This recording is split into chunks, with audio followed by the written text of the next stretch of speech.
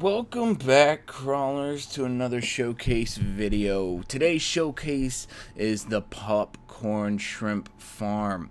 I believe the first time this was ever seen was Ethos design, where he actually used a piston to push him up. Then Codecrafted came up with a design using water to hold them up. Yeah. And I think Zoomovoid also came up.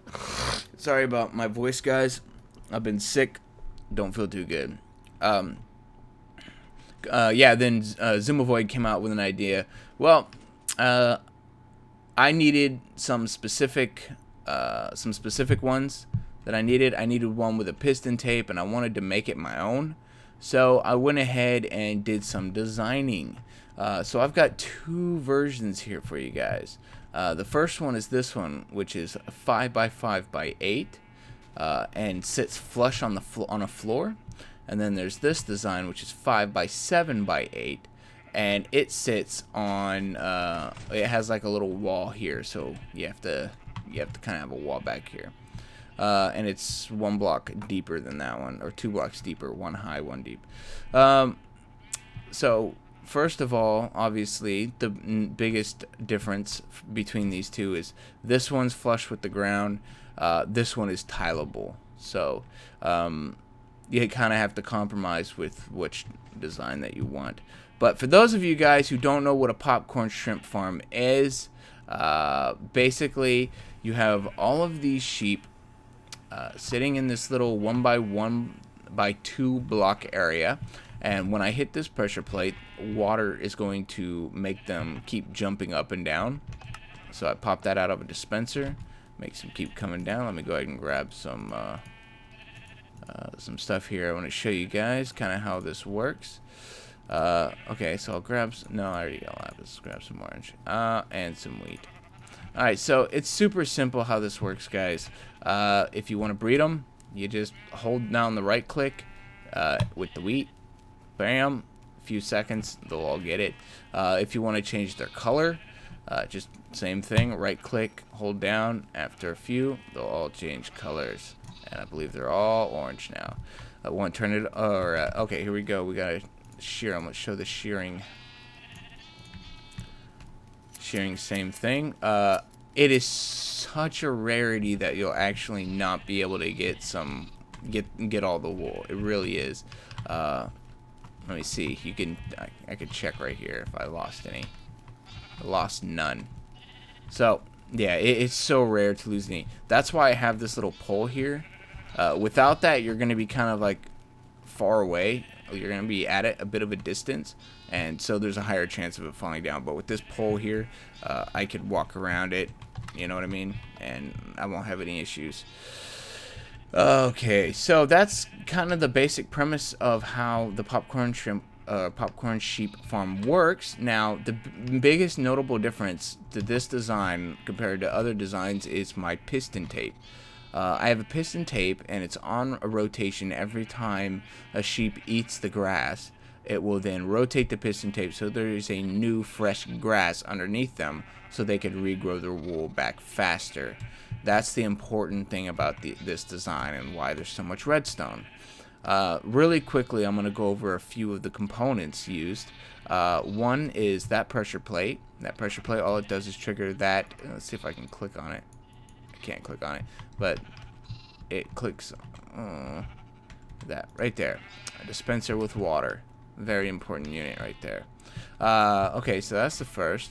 The second, I guess, would be the blue wiring here, which is basically a bud flop, or bud flop. I think it's a bud flop, bud flop, not a. What the fuck is the other one? If it's not a bud flop, what is it? It's a bud switch. Yeah, it's not a bud switch, it's a bud flop. So if I hit this once, it stays. The only reason it re-rotates again is because when the piston tape goes all the way back around, it triggers it a second time. You can see it right there. And here's one thing right there. You guys can see that some of them are sitting down inside there. Here, let me see if I can get a better view of this. For the most part, most of them actually fix themselves. It's really just a glitch that you can't see. So you can test by going like this and looking down here. You see that none of them are actually inside the block. Although it looked like some of them were in there, they're not. Okay. Back to the units. Okay, so that is a son of a bitch. That's a T flip-flop, or a bud flop right there.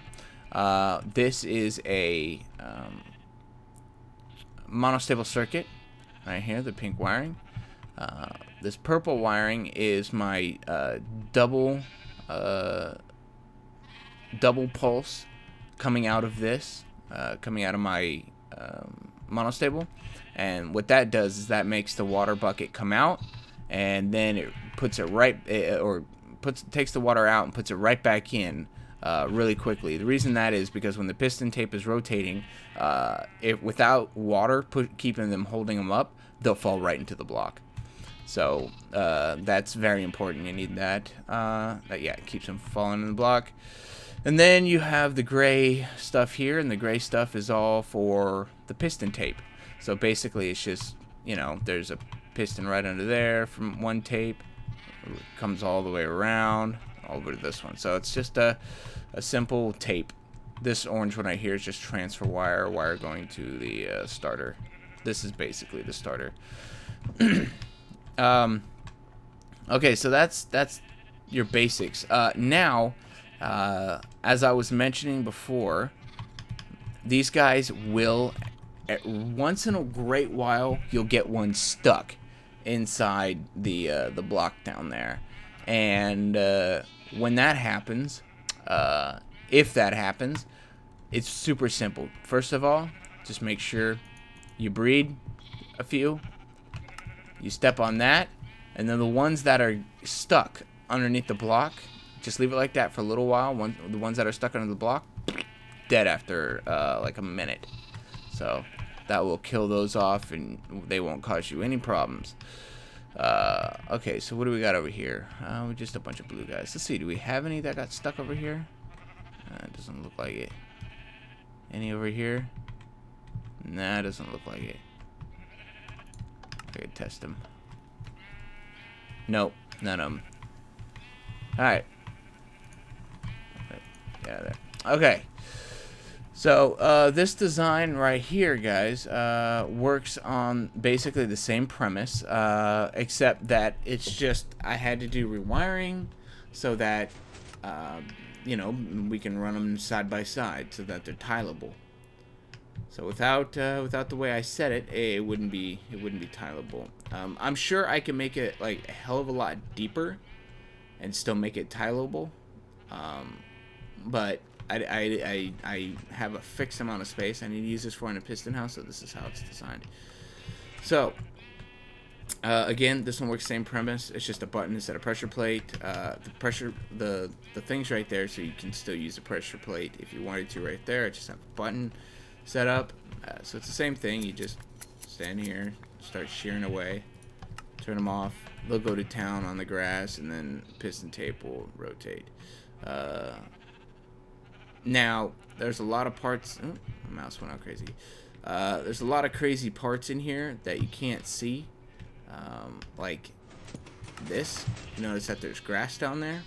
Well, that's because some of these blocks are half slabs. They are wooden half slabs on top. There's a lot of grass, like this one right here.